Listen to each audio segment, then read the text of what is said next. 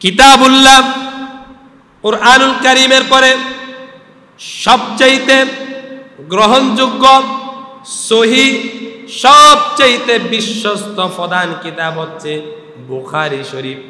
নাম শুনছেন আপনারা? এই বুখারী শরীফের যিনি রাইটার ছিলেন, লেখক ছিলেন, হাদিস সংকলক ছিলেন ইমাম বুখারী রাহমাতুল্লাহ আলাইহি। তিনি যখন দুনিয়ার মধ্যে আসলেন, কিছুদিন পরে বাবা হারিয়ে ফেললেন, এতিম হয়ে গেলেন। মা অনেক কষ্ট করে তাকে লালন পালন করালেন, তাকে মাদ্রাসায় ভর্তি করালেন। মাত্র 7 মাসে তিনি আল্লাহ রাব্বুল আলামিনের 30 পারা কোরআনের হাফেজ হয়ে গেলেন। মাত্র 7 মাসে ইমাম বুখারী রাহমাতুল্লাহ আলাইহি তিনি কুরআনুল কারীমের হাফেজ হয়ে গেলেন। হঠাৎ করে এমন অসুস্থ হলেন, বসন্ত রোগ, বসন্ত, কলেরা, ডেঙ্গু জ্বর, কালা জ্বর, এরকম একটা সময় ছিল না? প্রচন্ড বসন্ত রোগের কারণে 2টা চক্ষু অন্ধ হয়ে গেলেন। মা কান্নাকাটি শুরু করলেন, আল্লাহ, আমি আমার স্বামীকে হারালাম, আমাকে একটা সন্তান দিয়েছ, সন্তানটাকে কোরআনে হাফেজ বানাইলাম, এখন সন্তানটা 2টা চক্ষু অন্ধ হয়ে গিয়েছে। ও মালিক, আমার এই সন্তানটাকে যদি চক্ষু দৃষ্টির শক্তি ফিরিয়ে দাও, আমি তোমার দ্বীনের কাজে তাকে ওয়াকফ করে দিব। চলো বলবেন না? মা সন্তানের জন্য কান্নাকাটি শুরু করলেন। একদিন তিনি তাহাজ্জুদ নামাজ পড়ে কান্নাকাটি করতে করতে তার একটু তন্দ্রা চলে আসলো। কান্নাকাটি করার এক পর্যায়ে তন্দ্রা চলে আসলো। তিনি দেখলেন হযরত ইব্রাহিম আলাইহিস সালাতু ওয়াস সালাম তার পাশে দাঁড়িয়ে বলতেছে, ও মুহাম্মদের মা। ইমাম বুখারী রাহমাতুল্লাহ আলাইহির আসল নাম ছিলেন মুহাম্মদ। বলতেছেন, ও মুহাম্মদের মা, কেন তুমি পেরেশান হচ্ছ? কেন তোমার মধ্যে অনুশোচনা হচ্ছে? তুমি উঠো, উঠো, তোমার সন্তানকে জাগাও, তোমার সন্তানকে জাগাও। আল্লাহ রাব্বুল আলামিন তোমার প্রতি রহম করেছে, তোমার সন্তানের প্রতিও রহম করেছে। তিনি বললেন, আপনি কে? আমি হচ্ছি জাতির পিতা ইব্রাহিম আলাইহিস সালাতু ওয়াস সালাম। এমন দৃশ্য দেখার পরে তিনি ঘুম থেকে উঠলেন, একটু ওযু করে নিলেন, 2 রাকাত নামাজ আদায় করলেন। নামাজ আদায় করার পরে তার ছেলে মুহাম্মদকে ডাক দিলেন, বললেন, বাবা মুহাম্মদ, উঠো, উঠো, ও বাবা মুহাম্মদ, উঠো। তিনি যখন ঘুম থেকে উঠলেন, বললেন, মা রে, আমার দৃষ্টিশক্তি ফিরে এসেছে। শুধু দৃষ্টিশক্তি নয়, আমি যেন পদ্মার আড়ালের যা কিছু আছে আকাশ পর্যন্ত আমি দেখতে পাচ্ছি। আল্লাহু আকবার। শুধুমাত্র জাগতিক সম্পত্তি নয়, আল্লাহর আকাশ পর্যন্ত আমি দেখতে পাচ্ছি। একটা সময় জিনেরা আকাশে যাইতেন, জিনেরা আকাশে যাইতেন। আকাশের একটা দরজা ছিল, জিনেরা আকাশে যাইতেন। আল্লাহ তাআলা সূরা জিন নাজিল করে মানুষদেরকে জানিয়ে দিলেন জিনেদের অবস্থা কি, জিনেরা কোন কোন অবস্থায় ছিলেন। জিনেরা আকাশের মধ্যে বিচরণ করতেন। হঠাৎ করে জিনেরা আর আকাশে যেতে পারল না। জিনেদের একটা প্রতিনিধি দল গবেষণার মধ্যে বসে গেল। আমরা আগে আকাশে যাইতাম, আকাশে বিচরণ করতাম, এখন আকাশের দরজা বন্ধ হয়ে গেল, কারণ কি? তখন তারা বলল, শোনো শোনো শোনো, এই জমানার মধ্যে একজন নবী এসেছে, নাম হচ্ছে মুহাম্মদ সাল্লাল্লাহু আলাইহি ওয়াসাল্লাম। আমরা আকাশে গিয়ে লাউহে মাহফুজে যেই কথাগুলো শুনতাম, ওই কথাগুলো মুহাম্মদের উপর নাজিল করে দিয়েছে।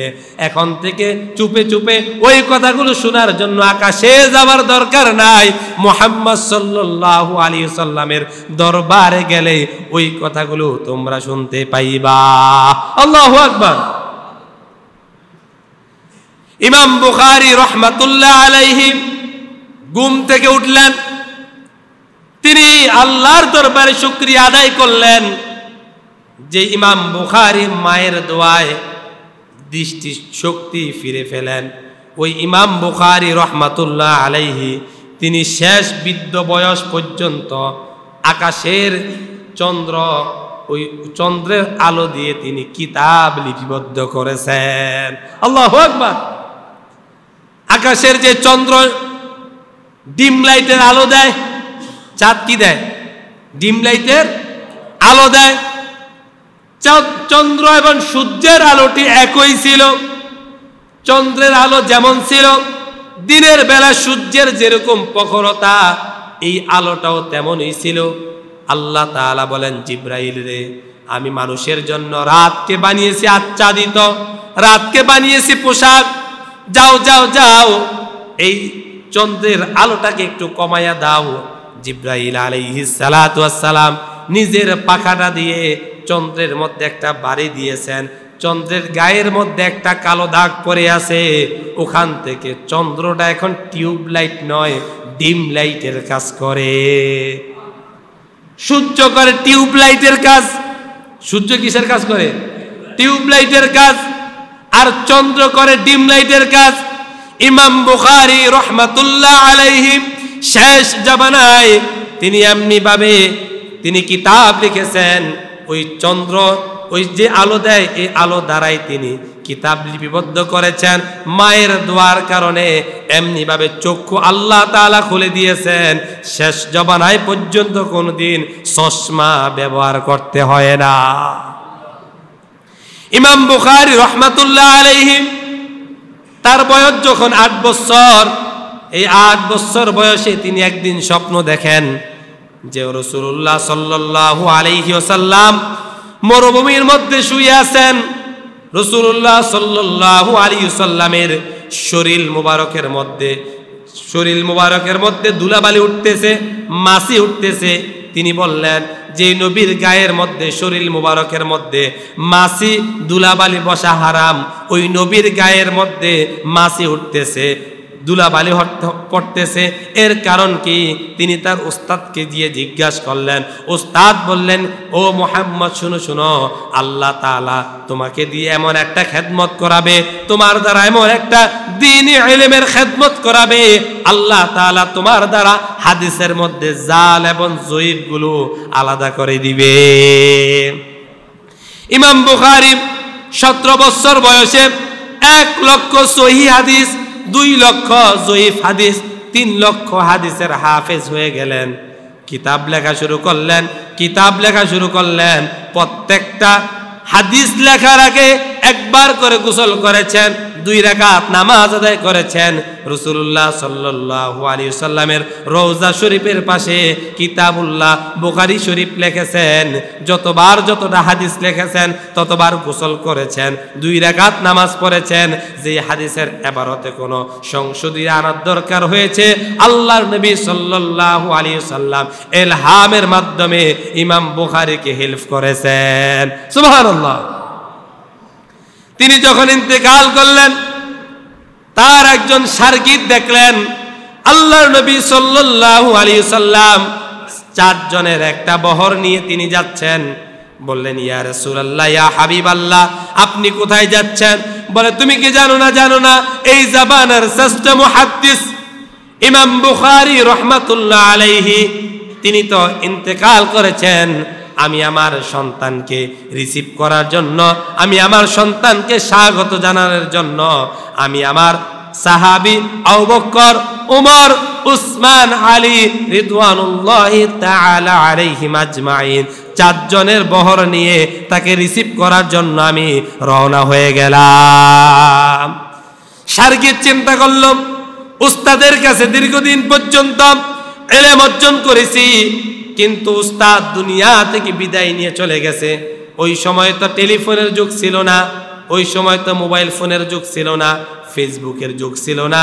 তিনি হেঁটে হেঁটে ইমাম বুখারী রাহমাতুল্লাহ আলাইহি বুখারায় নগরে চলে গেলেন।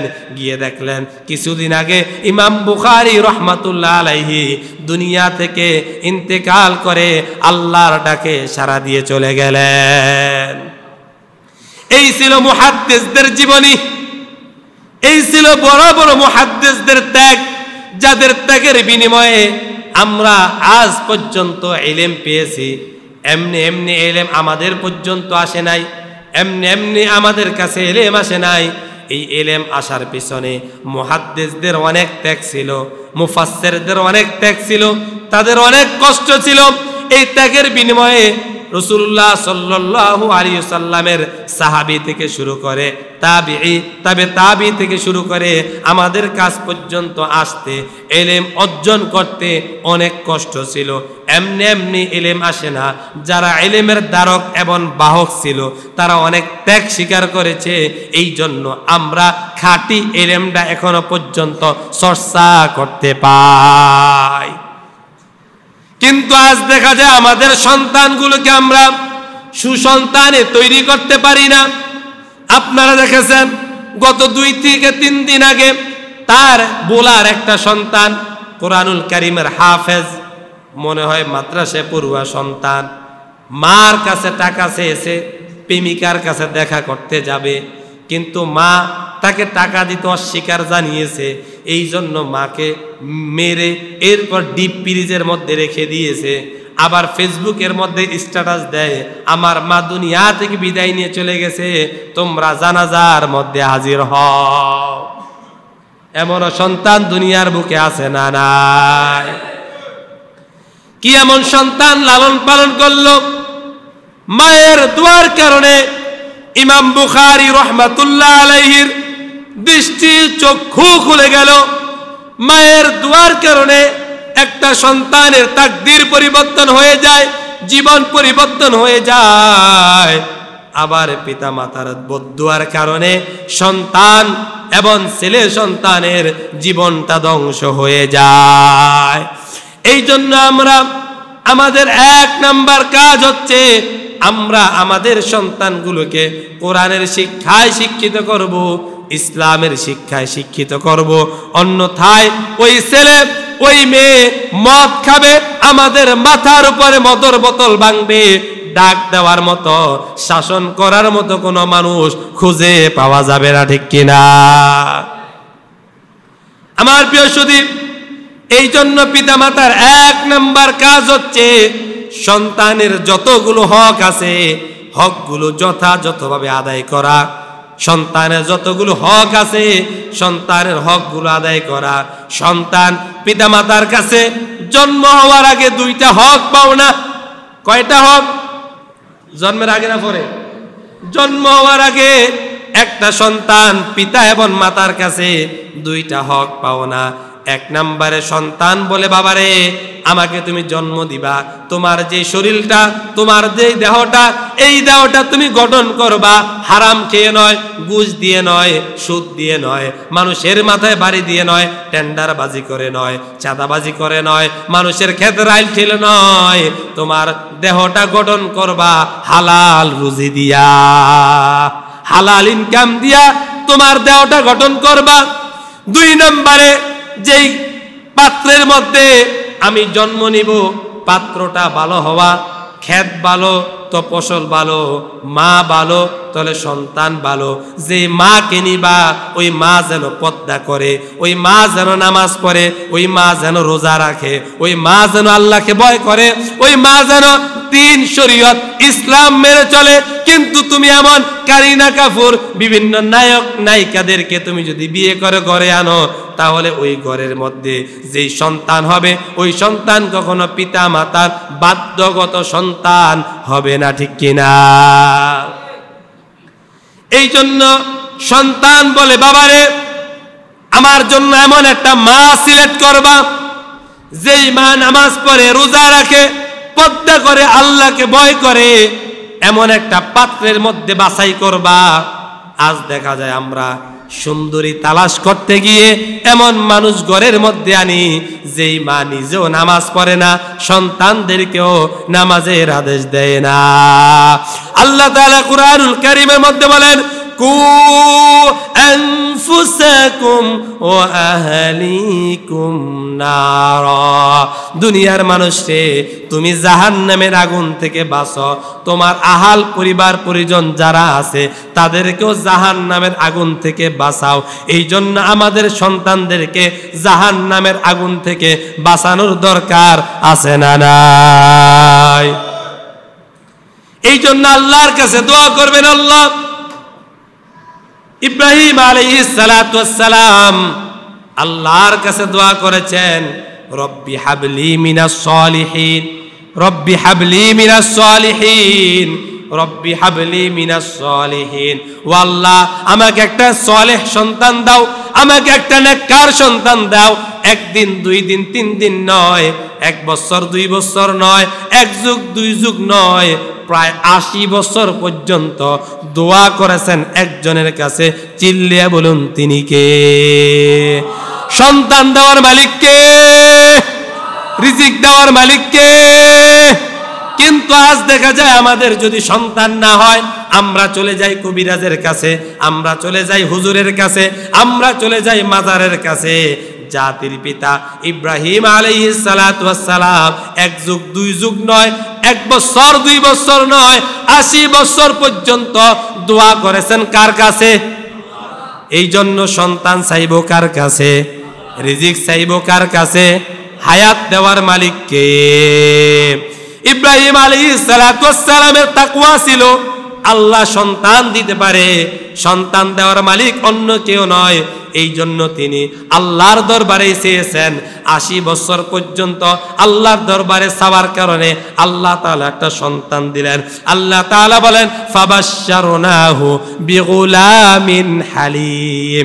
ইব্রাহিম রে, আমি তোমাকে একটা সন্তান দিলাম, ওই সন্তান হচ্ছে ধৈর্যশীল। সুবহানাল্লাহ বলবেন না? এই জন্য আল্লাহর কাছ থেকে সন্তান চেয়ে নিতে হয়। কার কাছ থেকে? আল্লাহর কাছ থেকে। নেককার সলিহিন ধৈর্যশীল সন্তান চেয়ে নিতে হয়। এই জন্য সন্তান চাইব কার কাছে? যাদের সন্তান হয় না, মনে রাখবেন আল্লাহর দরবারে চান, রব্বি হাবলি মিনাস সলিহিন, রব্বি হাবলি মিনাস সলিহিন। কোন ডাক্তার, কবিরাজ, এমপি, মন্ত্রী, হুজুর, ফির, দরবেশ, দরগা, দুর্গা কেউ সন্তান দিতে পারে না। আল্লাহর দরবারে যদি চান, যিনি সন্তান দিতে পারে তিনি কে? আল্লাহ তাআলা আমাদেরকে নেককার সলেহ ধৈর্যশীল সন্তান যেন আমাদের প্রত্যেকের করে দেয়। সকলে বলি আমিন। আমাদের সন্তানগুলোকে যেন ইমাম বুখারী, ইমাম মালিক, ইমাম আহমদ ইবনে হাম্বল রাহমাতুল্লাহ আলাইহি, ইমাম আবু হানিফা, ইমাম মুহাম্মদ, ইমাম আবু ইউসুফ, এদের মতো সন্তানগুলোকে যেন দ্বীনি ইলম তাদেরকে দান করে। সকলে বলি আমিন।